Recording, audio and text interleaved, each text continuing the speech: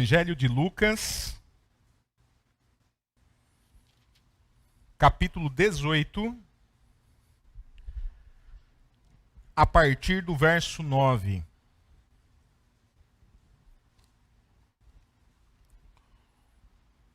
No texto que nós vamos ler nesse momento, o Senhor Jesus Cristo ele vai contar uma parábola.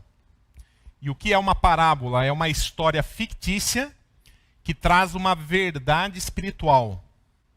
E aqui no primeiro versículo, o Senhor Jesus Cristo ele já ensina o que ele quer trazer nessa parábola. Ele diz, Lucas, capítulo 18, verso 9. Propôs também esta parábola a alguns que confiavam em si mesmos, por se considerarem justos e desprezavam os outros. Então ele quer combater esse comportamento. E a parábola diz o seguinte, verso 10.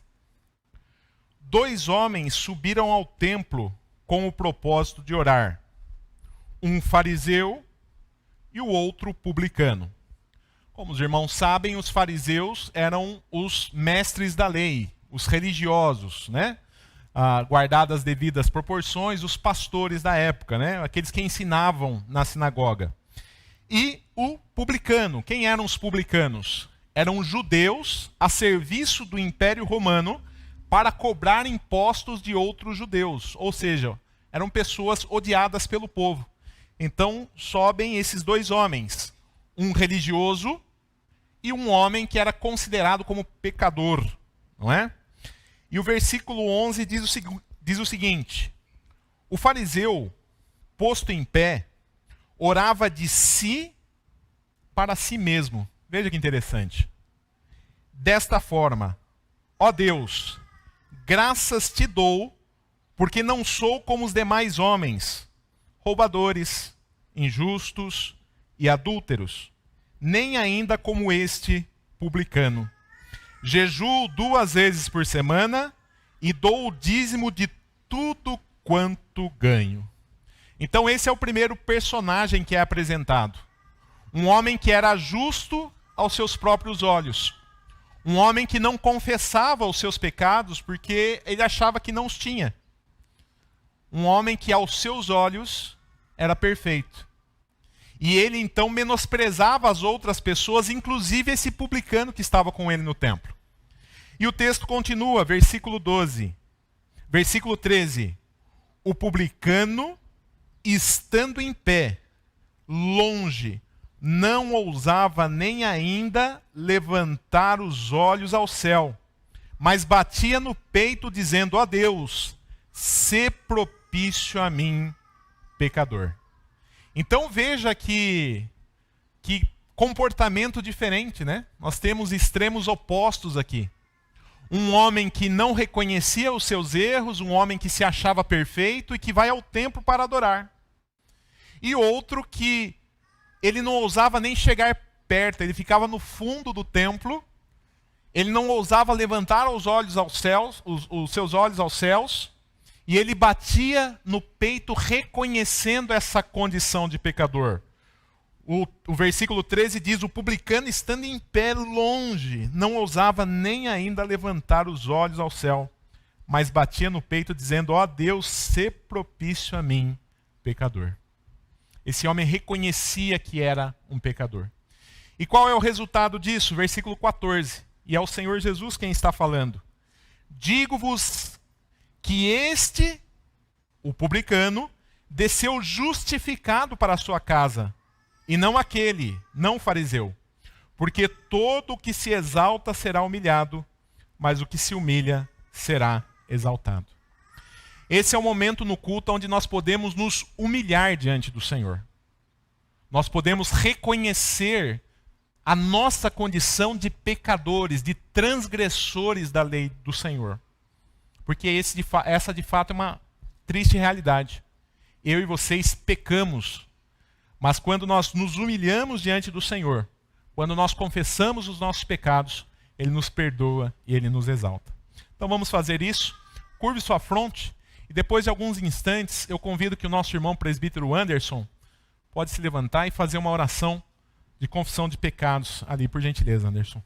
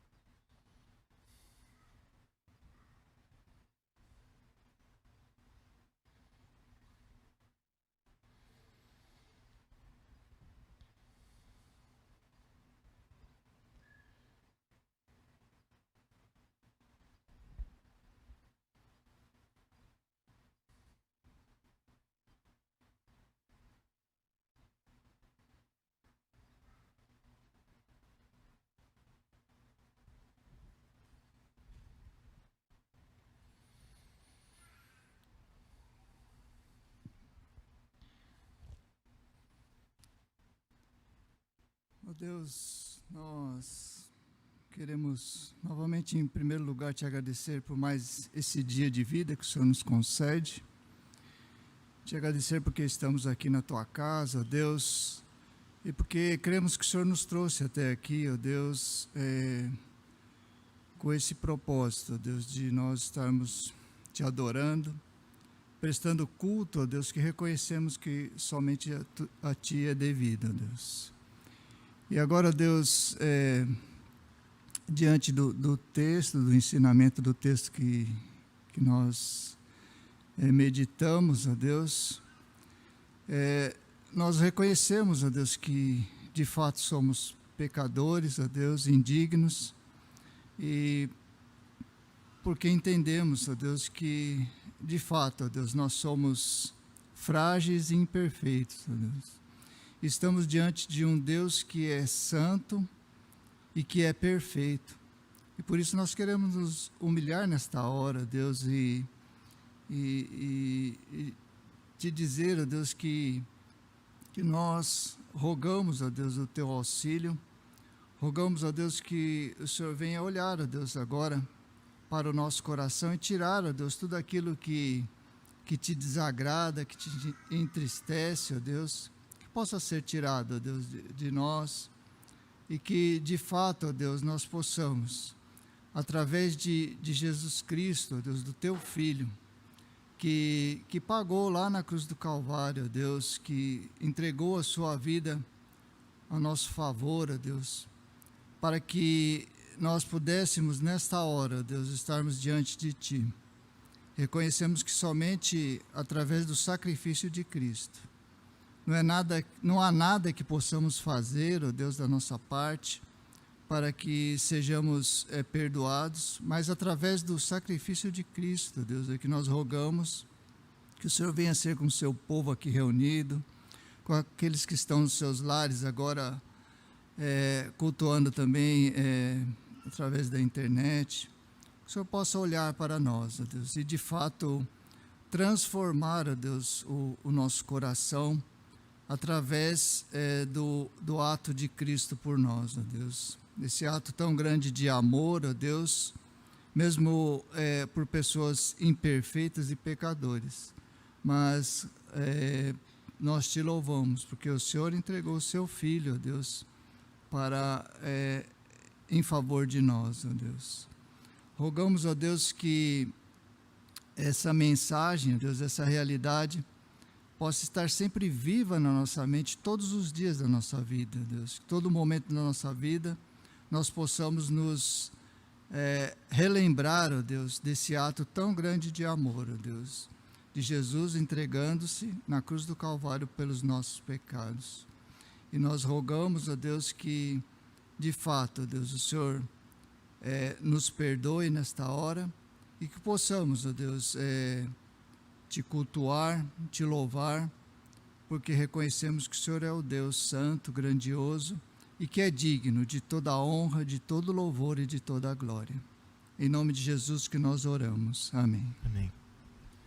Quero convidar o grupo de louvor que vem à frente. Nós vamos adorar ao Senhor com 2 canções. Fiquemos em pé para adorar ao Senhor.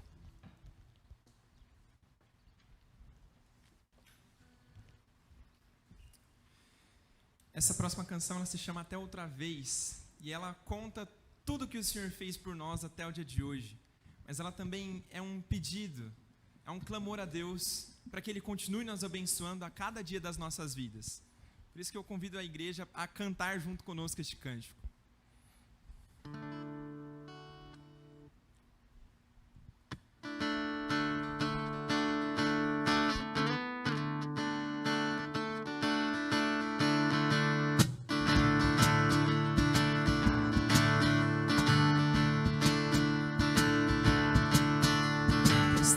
Se abra à tua frente, que o vento sopre em teu rosto, que o sol resplandeça em tua face, que a chuva caia suave em teus campos, e mesmo ao se levantar sozinho, que Deus envolva em seu amor e a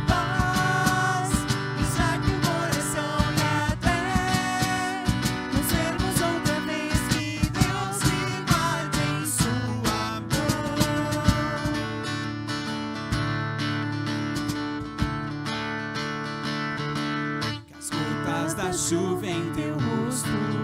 Que a brisa lhe traga um alívio, que as tarefas comuns e diárias não sejam um peso ao teu coração.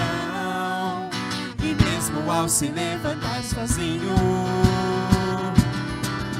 que Deus envolva em seu amor e a paz, e já que o coração e até nos vemos outra vez, que Deus se guarde em sua mão. Que Deus envolva em seu amor e a paz, e já que o coração e até nos vemos outra vez, que Deus se guarde em sua mão.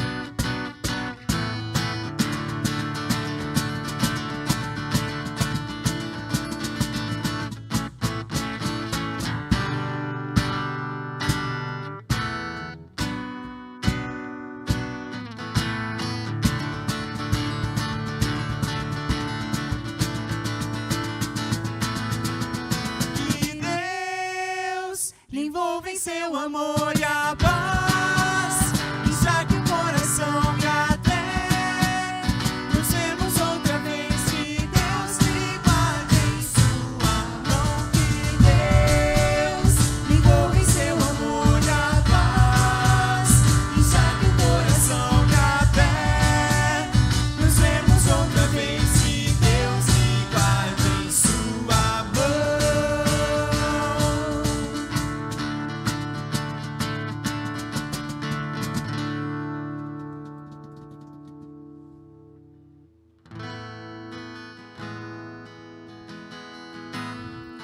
Esse próximo cântico trata desse amor infinito de Deus que cuida de nós. Esse amor que é graça sobre graça, que é vida e que cuida de nós. Então vamos juntos louvar o nome do nosso Deus.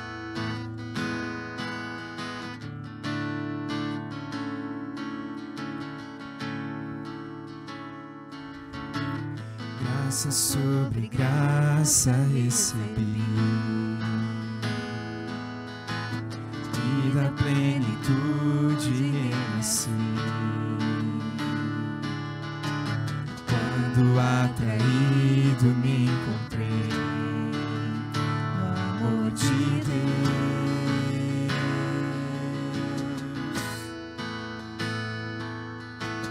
Viva e poderosa salvação,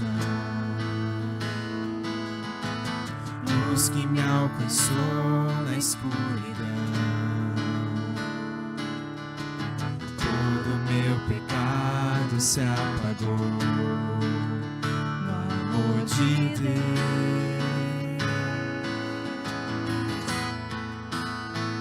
Logo eu, um pobre pecador, logo eu, tão fraco e tão devedor, logo eu, de graça recebi o amor de Deus.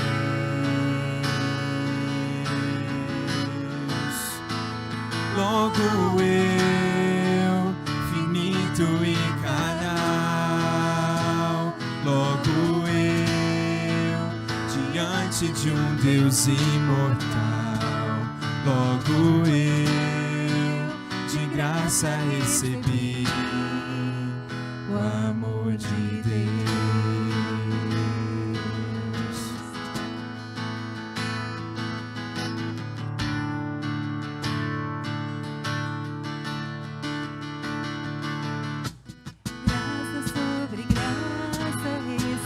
Graça sobre graça recebi, E da plenitude renasci. e da plenitude renasci.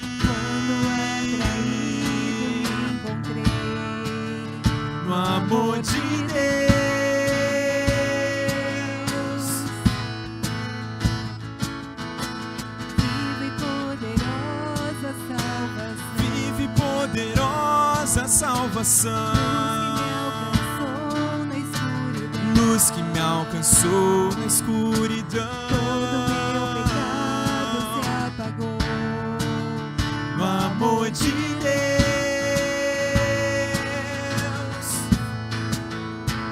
Logo eu, um pobre pecador. Logo eu, tão fraco e tão devedor. Logo eu, de graça recebi o amor de Deus.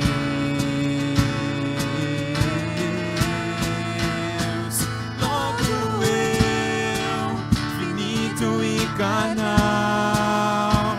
Logo eu, diante de um Deus imortal. Logo eu, de graça recebi O amor de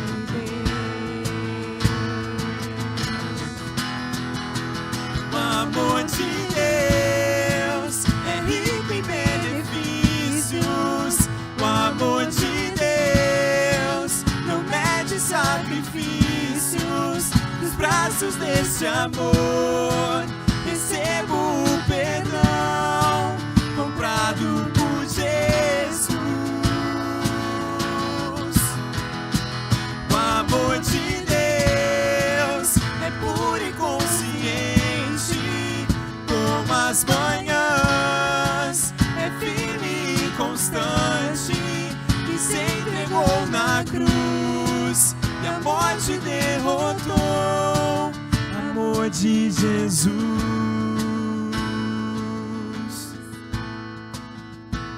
Logo eu, um pobre pecador. Logo eu, tão fraco e tão devedor. Logo eu, de graça recebi o amor de Deus.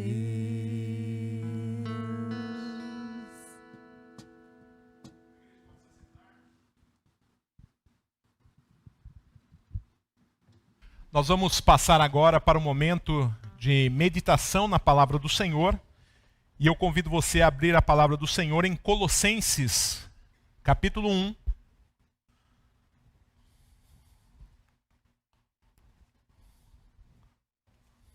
Verso 9. O tema do sermão dessa noite é Oração pela Igreja em 2022.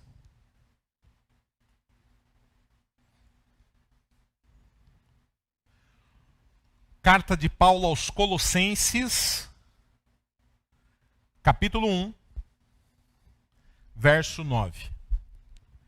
Diz assim a palavra do Senhor: Por esta razão, também nós, desde o dia em que o ouvimos, também não cessamos de orar por vós e de pedir que transbordeis de pleno conhecimento da sua vontade, em toda sabedoria e entendimento espiritual. Senhor nosso Deus e nosso Pai, nós queremos, ó Deus, te louvar, te bendizer, te cultuar.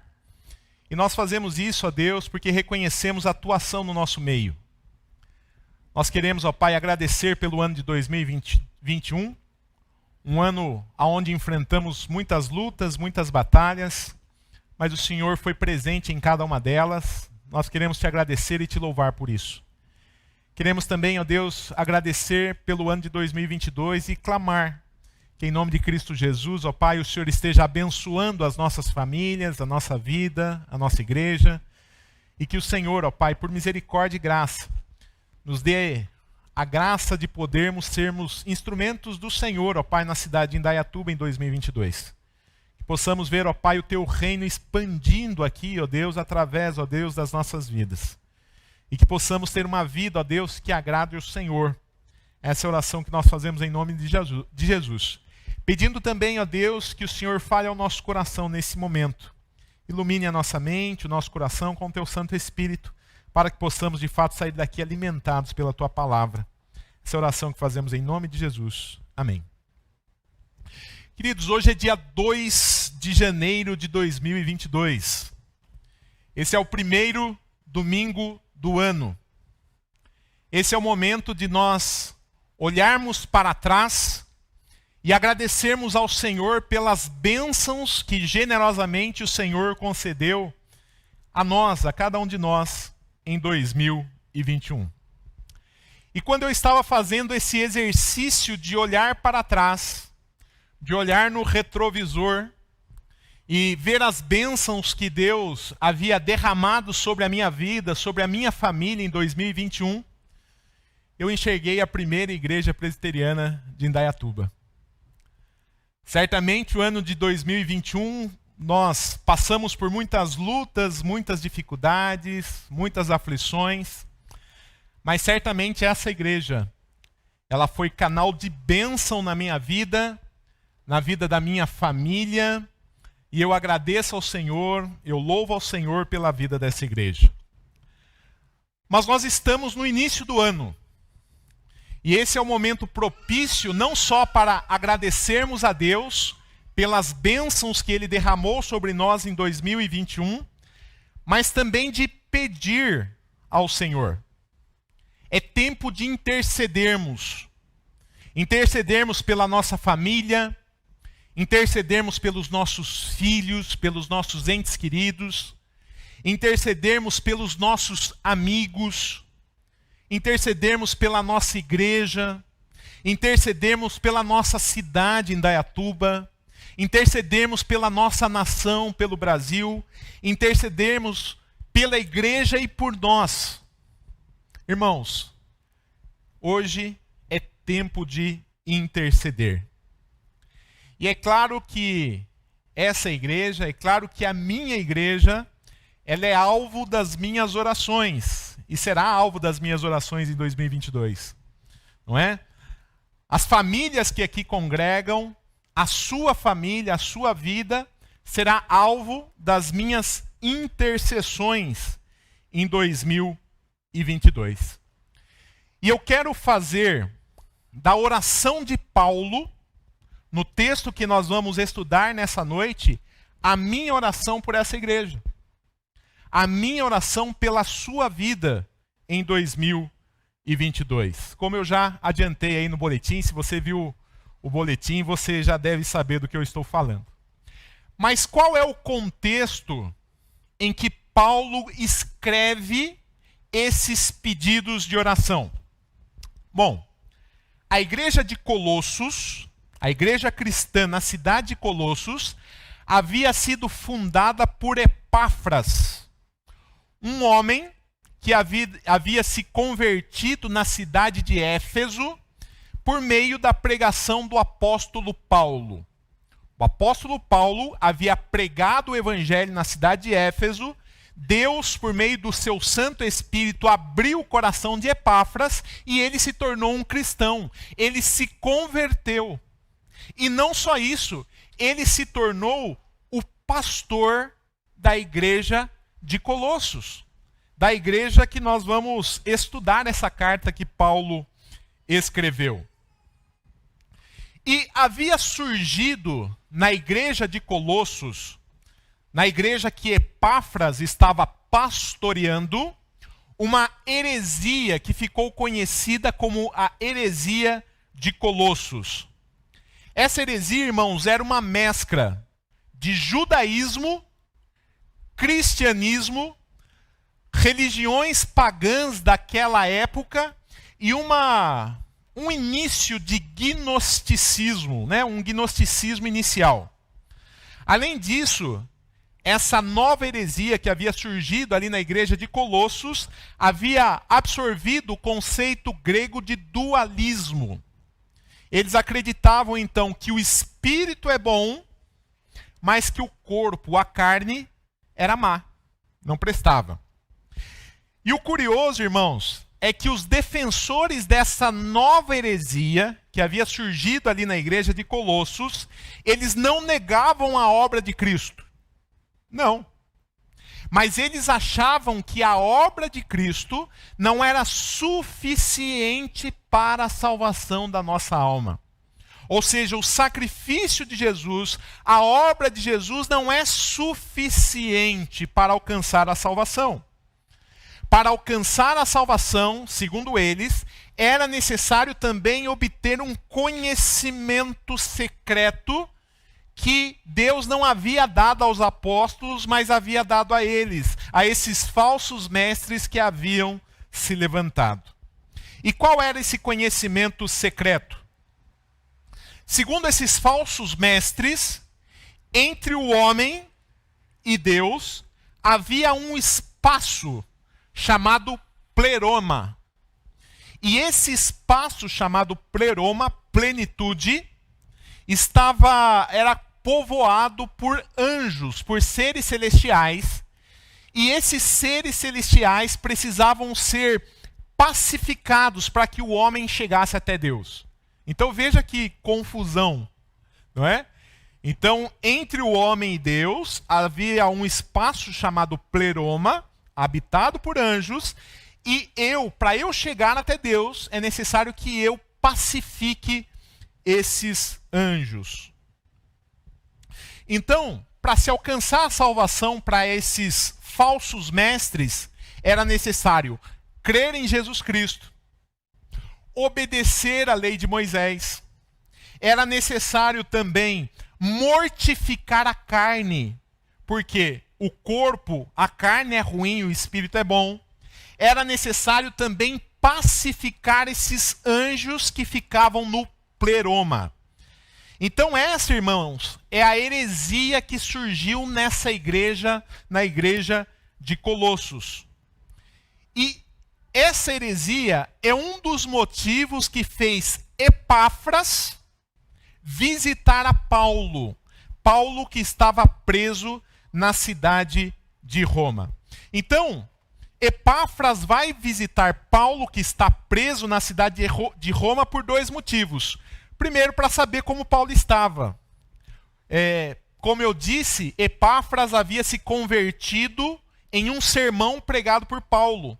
Ou seja, Paulo era o pai espiritual de Epáfras, era o mentor, era o mestre de Epáfras. E ele vai lá então ver como estava o seu mentor, como estava o seu mestre. Esse é o primeiro motivo.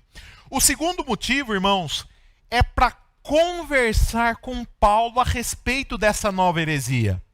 Paulo, surgiu uma nova heresia lá na minha comunidade que está influenciando alguns irmãos em Cristo. E essa heresia, Paulo, é uma mistura de cristianismo, judaísmo, religiões pagãs. Eles creem no pleroma, que é um espaço entre o homem e Deus, que é necessário pacificar esses anjos para que eu chegue até o céu. Está uma confusão lá na comunidade, Paulo. O que você tem a falar para mim, meu mestre, meu tutor, meu mentor? Qual é o conselho que você me dá?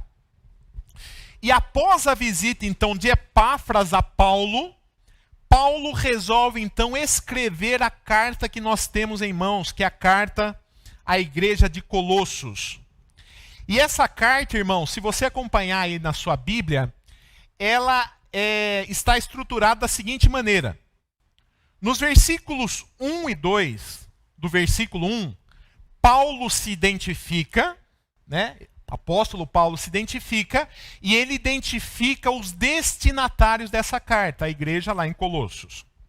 Do versículo 3 até o versículo 8, Paulo revela que recebeu algumas informações a respeito daquela comunidade, daquela igreja. Essas informações alegraram o seu coração, recebeu então informações muito boas. E ele diz então que a igreja de Colossos, que ele não conhecia os irmãos que ali congregavam, mas que eles já eram alvos da oração de Paulo desde que eles ouviram falar a respeito dessa igreja. Paulo orava por eles constantemente, mesmo sem ele conhecê-los. E nesse trecho, do versículo 3 ao versículo 8, Paulo destaca 3 qualidades dessa igreja. Primeira qualidade, pela fé que eles tinham em Cristo Jesus. Aqueles irmãos, de fato, eles criam em Jesus Cristo. Essa é a primeira qualidade. A segunda qualidade é pelo amor que eles tinham pelos outros cristãos e outras comunidades. O amor que eles tinham pelos outros cristãos era notável, não é? E a terceira elogio aí de Paulo é que eles tinham uma viva esperança de fato em seus corações. Então Paulo destaca essas qualidades, né? Fala que ora por eles. E aqui do versículo 9 até o versículo 12, que é o texto do nosso estudo de hoje à noite, nós vamos ver 4 pedidos que Paulo faz por essa igreja, por essa comunidade. E o primeiro pedido que Paulo faz a Deus por essa comunidade é que eles transbordem do pleno conhecimento da vontade de Deus. Olha que pedido interessante, né? A oração de Paulo pelos colossenses é que eles transbordem. Não é apenas conhecer, mas que eles transbordem do pleno conhecimento da vontade de Deus. Acompanhe aí o versículo 9. Paulo diz assim: por esta razão, também nós, desde o dia em que ouvimos, não cessamos de orar por vós e de pedir que transbordeis de pleno conhecimento da sua vontade em toda sabedoria e entendimento espiritual. Então esse é o primeiro pedido que Paulo faz pela igreja lá em Colossos, e é a minha oração pela primeira igreja presbiteriana de Indaiatuba, pela minha vida e pela sua vida. Que nós transbordemos em 2022 do pleno conhecimento da palavra de Deus, do pleno conhecimento da vontade do Senhor. Os falsos mestres, irmãos, daquela época, prometiam a esses crentes lá de Colossos um conhecimento especial, que eu acabei de falar para vocês. Uma plenitude mística. Eles prometiam uma nova experiência espiritual. Era isso que os falsos mestres estavam prometendo àquela igreja fiel que cria no Senhor Jesus Cristo. Palavras como conhecimento, sabedoria, discernimento espiritual, plenitude, fazia parte do vocabulário daqueles homens, daqueles falsos crentes. E é interessante que Paulo usa o vocabulário deles para orar ao Senhor pela igreja de Colossos. E o primeiro pedido que ele faz é: eu oro a Deus para que vocês, igreja cristã na cidade de Colossos, transbordem do pleno conhecimento da vontade de Deus. O meu desejo, a minha oração, eu estou preso, mas o meu pedido é que vocês transbordem do conhecimento da vontade de Deus. O versículo 9 ele começa com a expressão por esta razão.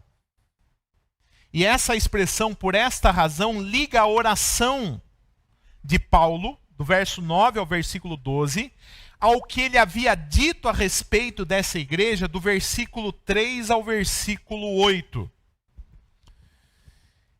Mas, mais especificamente, ao que está no finalzinho aí do versículo 6, quando o texto diz assim, você pode acompanhar no telão se você quiser. Colossenses 1:6. Ouvistes e entendestes a graça de Deus na verdade. O que Paulo está falando aqui, irmãos, é que esses irmãos lá da cidade de Colossos já eram cristãos, já haviam nascido de novo, já tinham experimentado da graça de Deus. O texto diz: ouvistes e entendestes a graça de Deus na verdade. Vocês não precisam mais de uma nova experiência. Vocês não precisam de um conhecimento secreto para chegar até Deus. vocês já experimentaram, vocês já conheceram a graça de Deus. Vocês não precisam de mais nada além de Cristo. O que vocês precisam, na verdade, é amadurecer na experiência que vocês já tiveram. Vocês não precisam de nada novo. Tudo que vocês precisam estão em Cristo Jesus. Então amadureçam naquilo que está revelado, que é a plena vontade de Deus. E de fato, irmãos, nós precisamos conhecer a vontade de Deus. Efésios capítulo 5, versículo 17, ele diz assim: não vos torneis insensatos, mas procurai compreender qual a vontade do Senhor. Não sejam insensatos. E o que é ser insensato segundo esse texto? Não conhecer a vontade do Senhor. A vontade do Senhor está revelada a nós e é necessário que eu e vocês nos esforcemos para conhecê-la, para ter contato com ela. O nosso maior objetivo na vida, irmãos, é entender a vontade de Deus em cada área da nossa vida. Qual é a vontade de Deus na minha vida como esposo da Juliana? Qual é a vontade de Deus na sua vida como membro dessa igreja? O que Deus revela a respeito disso? Qual é a vontade de Deus na sua vida como cônjuge, como filho, como cidadão? Quantos papéis nós exercemos na sociedade? Qual é a vontade de Deus? Não a vontade do homem ou a nossa vontade, mas a vontade de Deus. Qual é?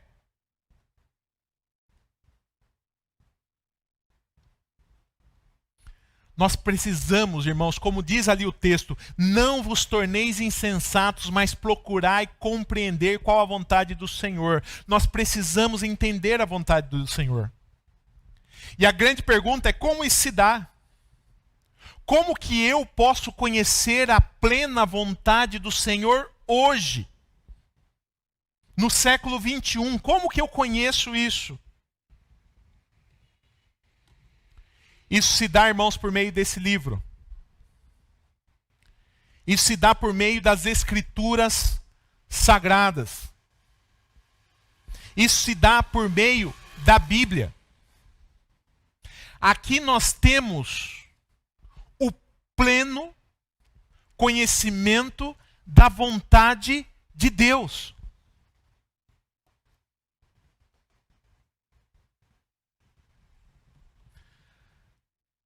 A palavra do Senhor, na segunda carta de Timóteo, capítulo 3, versículo 16 e 17, diz assim: toda a Escritura, toda ela, toda a Escritura é inspirada por Deus e útil para o ensino, para a repreensão, para a correção, para a educação na justiça, a fim, com o objetivo, com o propósito de que o homem de Deus seja perfeito e perfeitamente habilitado para toda boa obra. Esse livro, irmãos, ou essa biblioteca de 66 livros, toda ela tem como autor o Criador do universo, o Deus Todo-Poderoso, aquele que se assenta num alto e sublime trono. Ele é o autor dessa biblioteca. Portanto, irmãos, nela se contém a vontade do Senhor. E eu e vocês precisamos transbordar do pleno conhecimento da vontade do Senhor. Veja só o que diz Filipenses, capítulo 4, versículo 8. A palavra do Senhor diz assim: finalmente, irmãos, tudo o que é verdadeiro, tudo o que é respeitável, tudo o que é justo, tudo o que é puro, tudo o que é amável, tudo o que é de boa fama, se alguma virtude há, e se algum louvor existe, seja isso o que ocupe o vosso pensamento. Nós precisamos povoar a nossa mente com isso. E se eu entendo que a palavra de Deus, que a Bíblia de fato é a palavra de Deus, se eu entendo que toda ela, de Gênesis a Apocalipse, ela é inspirada por Deus, ela tem como autor o Criador do universo, é esse conteúdo que deve ocupar a minha mente e a sua mente.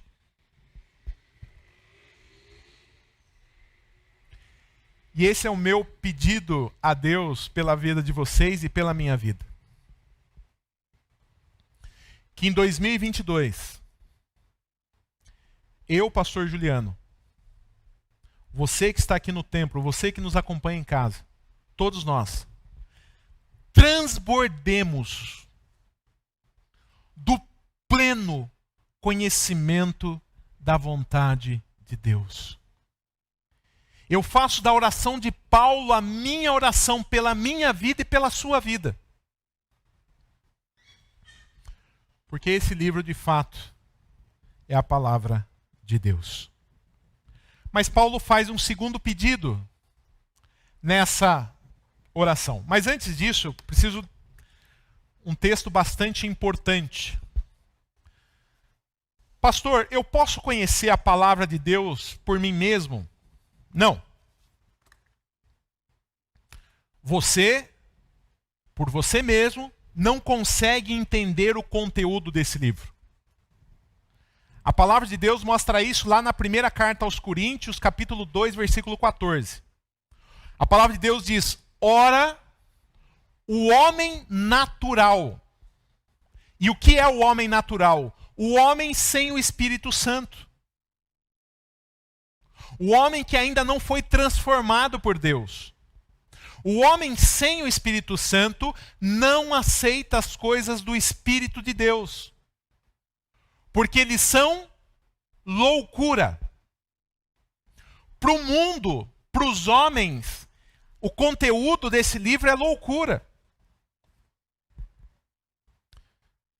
E por que é loucura? Porque ele não pode entendê-las. Ele não consegue entender o conteúdo desse livro. Ele não consegue entender porque você, no primeiro domingo do ano, você poderia estar na sua casa, festejando com seus familiares, com seus amigos. Ele não consegue entender porque você sai da sua casa para estar aqui.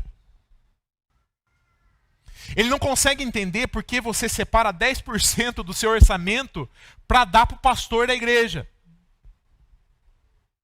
Ele não consegue entender porque você dedica uma parte da sua vida orando ao Senhor. Isso não faz sentido para ele. Por quê? Porque nele não habita o Espírito Santo de Deus. As coisas de Deus, como diz lá o finalzinho do versículo, elas se discernem espiritualmente. A palavra de Deus diz, porque as coisas de Deus, se discernem espiritualmente. Então a minha oração não é apenas que você conheça intelectualmente esse livro, mas que você conheça esse livro pela diligente leitura da palavra do Senhor e que ele ilumine a sua mente por meio do Espírito Santo para que você entenda o conteúdo desse livro. Segundo pedido de Paulo. Ele quer que os irmãos da igreja de Colossos tenham vida santa e frutífera. Veja aí o versículo 10, parte A. A fim de viverdes de modo digno do Senhor, para o seu inteiro agrado. Aqui Paulo ora, o segundo pedido de Paulo é que eles tenham uma vida digna do Senhor. A vida cristã, irmãos, na vida cristã, o conhecimento e a obediência andam juntos. Conhecimento e prática andam juntos. Aprender e viver não são coisas distantes, diferentes, não. Aliás, a prática é o resultado do conhecimento.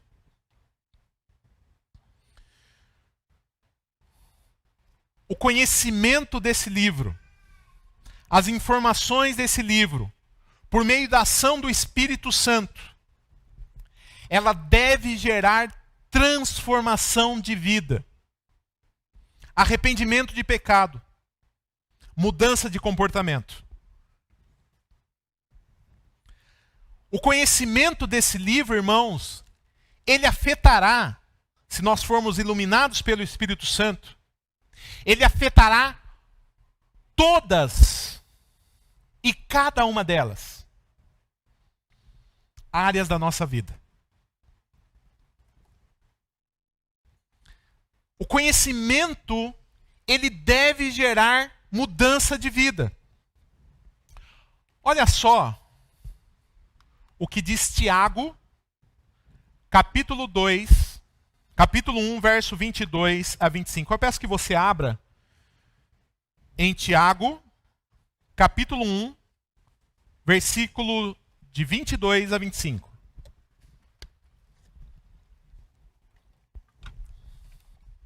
Carta de Tiago, capítulo 1, do verso 22 em diante. A palavra de Deus diz assim: tornai-vos, pois, praticantes da palavra, e não somente ouvintes, enganando-vos a vós mesmos. Veja que texto, irmãos. Tornai-vos, pois, praticantes da palavra, e não somente ouvintes. Ou seja, nós podemos estar aqui domingo após domingo, estar ouvindo a palavra de Deus, mas não praticarmos a palavra de Deus no nosso dia a dia, no nosso cotidiano. E quando eu e vocês fazemos isso, nós estamos nos enganando. O texto diz isso: enganando-vos a vós mesmos. E ele continua, versículo 23. Porque se alguém é ouvinte da palavra e não praticante, assemelha-se ao homem que contempla num espelho o seu rosto natural. E eu quero que você imagine essa cena.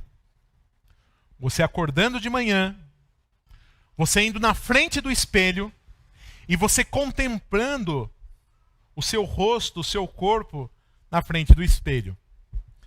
E daí ele diz o seguinte, verso 24. Pois a si mesmo se contempla e se retira, e para logo se esquece de como era a sua aparência. Então imagine isso, você se olha no espelho, mas você não faz nada.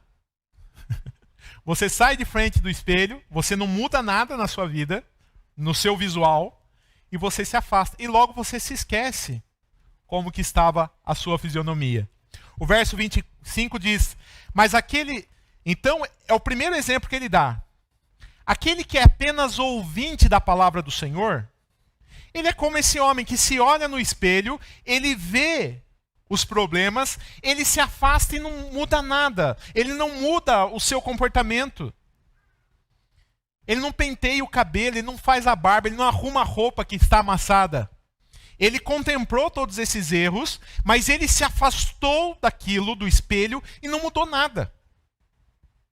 Faz algum sentido isso? Não. Por que não faz sentido? Porque eu me olho no espelho justamente para ver aquilo que precisa ser consertado. A minha barba está torta, deixa eu arrumar aqui. Para quem tem cabelo, né? Meu cabelo está despenteado, então eu vou arrumar aqui. A minha roupa está amassada. Puxa, essa gravata não combina com essa camisa. Então eu vou arrumar. Você percebe? Você contempla no espelho aquilo que não está ajeitado, aquilo que não está adequado, para que você mude. A palavra de Deus é como um espelho na sua vida e na minha vida. Nós devemos contemplá-la e, por meio dela, conhecendo a vontade de Deus, consequentemente, nós vamos entender o que no nosso comportamento não está de acordo com a vontade de Deus. E eu devo consertar. Verso 25. Mas aquele que considera... É para isso, inclusive, que está o versículo 25 aí. O texto diz: mas aquele que considera atentamente na lei perfeita, lei da liberdade, e nela persevera. Ele insiste. Puxa, eu penteei o cabelo, mas não ficou bom. Eu vou pentear de novo. Entende? Mas aquele que persevera, não sendo ouvinte negligente, mas operoso praticante, esse será bem-aventurado, feliz no que realizar. Você percebe, irmãos? A figura utilizada aqui é do espelho. E o espelho para que serve? Para um autoexame. Você faz um autoexame. Esse livro nós devemos olhar, conhecer a plena vontade de Deus que está revelada aqui. Confrontar com a nossa vida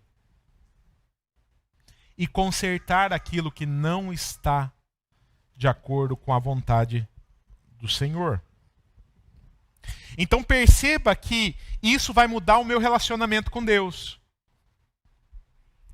Puxa, Deus mostra na palavra que aquele que não ama mais a Deus do que a sua esposa, ele não é digno. Então isso está errado na minha vida, porque eu amo mais a minha esposa, eu amo mais o meu trabalho, eu amo mais o meu time de futebol, eu amo mais qualquer outra coisa do que Deus. E a palavra de Deus está mostrando que isso está errado, então eu tenho que mudar esse comportamento. Eu não posso priorizar as minhas amizades a despeito de Deus. Eu não posso priorizar nada acima de Deus. Eu entendo isso, então eu mudo. Isso vai mudar o nosso relacionamento com Deus. Isso vai mudar o nosso relacionamento com o próximo. Veja aí o versículo 10, também a parte B. O texto diz: frutificando em toda boa obra, crescendo no pleno conhecimento de Deus.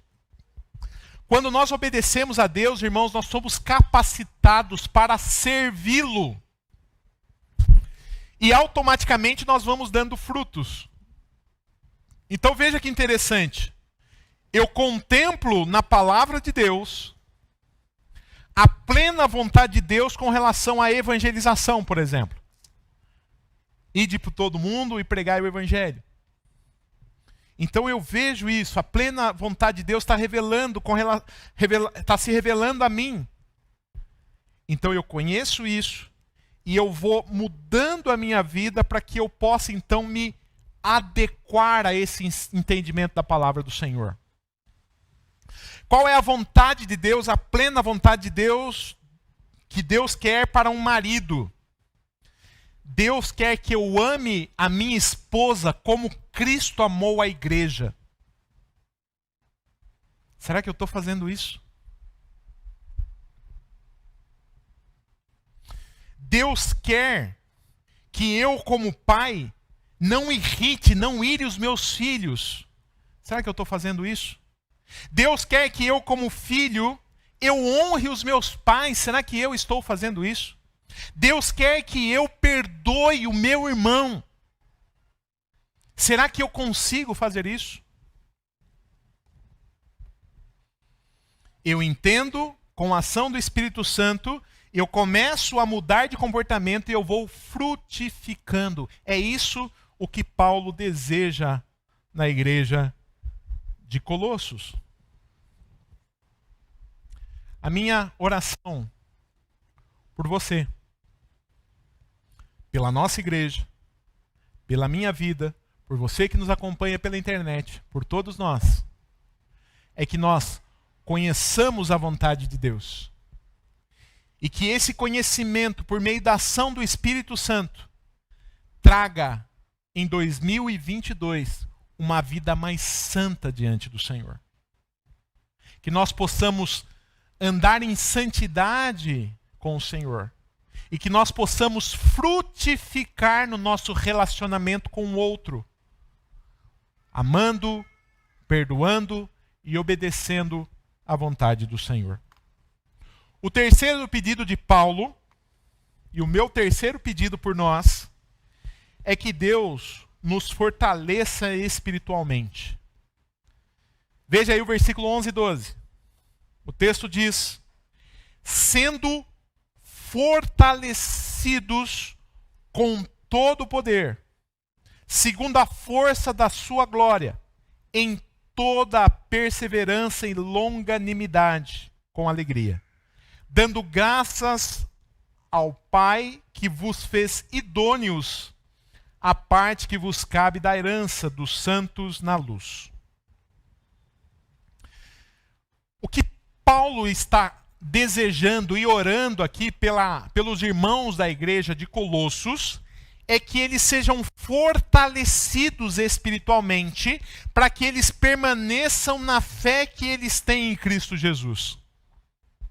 Que aquelas heresias que estavam sendo ventiladas naquela igreja, que aquele evangelho mentiroso que estava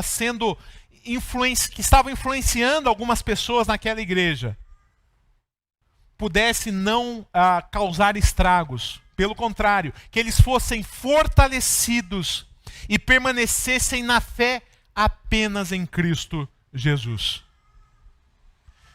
A oração é que eles fiquem firmes e que essas heresias não os tire do caminho certo. Que eles permaneçam enraizados no verdadeiro evangelho. Cristo é o suficiente. Eles não precisam mais nada além de Cristo. Eles não precisam de um conhecimento secreto. Eles não precisam obedecer à lei de Moisés. Eles não precisam de nada. Cristo é o suficiente. Então Deus fortaleça-os espiritualmente para que eles permaneçam firmes no evangelho da graça. Essa é a oração de Paulo. E essa é a minha oração por vocês. Nós temos por aí, irmãos, ventos de doutrinas.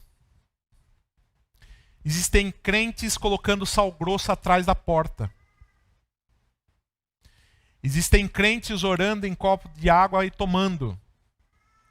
Existem crentes fazendo todo tipo de comportamento estranho que você possa imaginar. Acho que ontem eu vi um africano evangélico que tinha a unção do futebol. Ele pegava a bola e o milagre era esse: ninguém conseguia tirar a bola dele.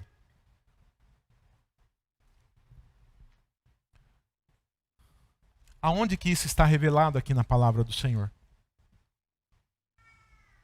Então nós temos todo tipo de mentira diabólica lá fora, transvestida de evangelho. E a minha oração, e a oração de Paulo, é que nós sejamos fortalecidos espiritualmente para que nós não cedamos a esses erros, a essas mentiras, a esses absurdos. Paulo diz aí no verso 11, fortalecidos com todo o poder. Veja que interessante, fortalecidos com todo o poder, segundo a força da sua glória. O que Paulo quer dizer aqui é o seguinte, que vocês possam, por meio do pleno conhecimento da palavra de Deus, ver a glória de Deus. E que por meio da glória de Deus revelada nas Escrituras, vocês possam se fortalecer e permanecer firmes em Cristo Jesus, porque Ele é suficiente. Vocês não precisam de mais nada. E tudo isso, segundo Ele, com toda perseverança, longanimidade e com toda alegria. Então veja, fortalecidos, né, por Deus, eles podem então ter perseverança. O que é perseverança? Eu continuo no Evangelho da Graça. Eu vou permanecer no Evangelho da Graça que foi pregado por Epáfras lá atrás. E esses ventos de doutrinas não vão me tirar daqui. Eu vou perseverar. Com toda longanimidade, paciência longa. Eu vou ser paciente, eu vou continuar aqui, eu não vou revidar. E com toda alegria. Mesmo que o mundo esteja acabando, eu posso me alegrar. E por quê? Qual que é a base dessa alegria? Está aí no versículo 12. Dando graças ao Pai, que vos fez idôneos à parte que vos cabe da herança dos santos na luz. Então o quarto pedido aqui, irmãos, não está ali, mas eu vou falar para vocês, é que... acho que está, não está mesmo. É que no ano de 2022, nós aqui, e a oração de Paulo por eles há mais de 2000 anos atrás, é que eles pudessem ter uma vida caracterizada pela gratidão a Deus. O verso 12 diz, dando graças ao Pai que vos fez idôneos. E de fato, nós temos que nos alegrar em toda e qualquer situação. É difícil, né? Puxa, nós estamos... vivendo aí uma pandemia, nós estamos economicamente afetados, as nossas opções para presidente de 2022 é Bolsonaro e Lula. A situação é complicada. Humanamente falando, a situação é difícil. Mas como que eu posso me alegrar com um quadro tão ruim? Dando graças ao Pai, ó a base da alegria, a base da gratidão, que vos fez idôneos à parte que vos cabe da herança dos santos na luz.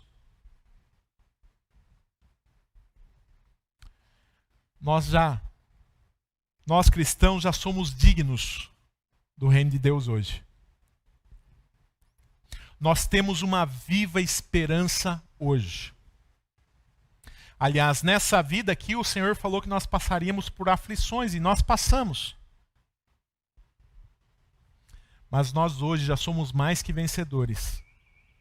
Porque a promessa é que hoje nós já somos idôneos, já somos dignos da parte que cabe da nossa herança. Nós somos cidadãos dos céus, irmãos. Nós somos cidadãos da pátria celestial.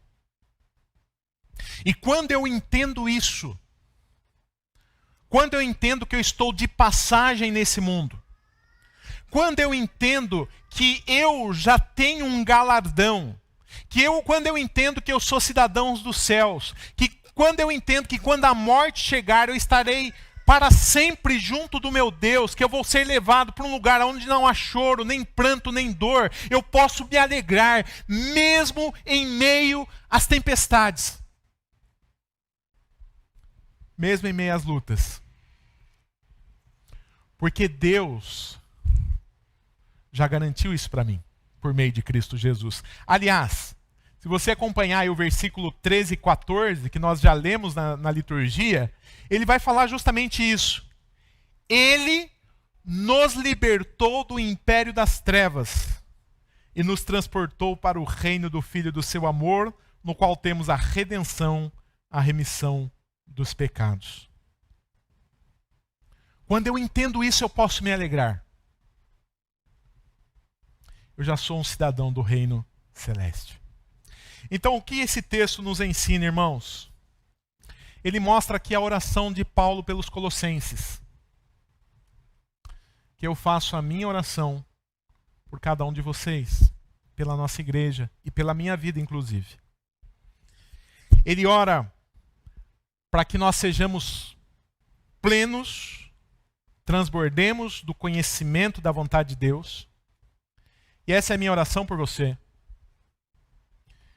Aliás, nós temos no boletim, não saia sem pegar esse plano de leitura anual.